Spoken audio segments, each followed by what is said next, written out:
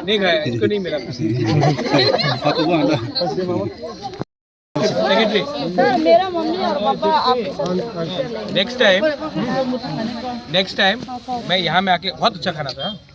Next time यहाँ में ऐसा करूँगा, मैं अपना तरफ से आपको, आप लोग तो जमाती लोग तो ज़्यादा मटन खाता है ना, तो मैं पाठा का मांस का रुपये दे दूंगा, थोड़ा वॉक भी कर दूंगा, अर्थात बेरमा। हम लोग यहाँ में कम से कम 100-200 लोग आएगा। मैं अपना तरफ से आपको वाक, पुन और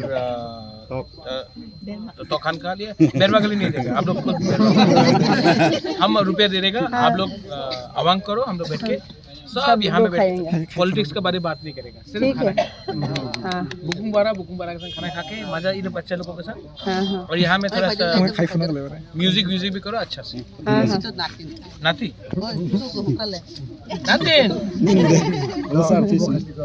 इधर कैसे पिक्चर ना लगेगा। और कहाँ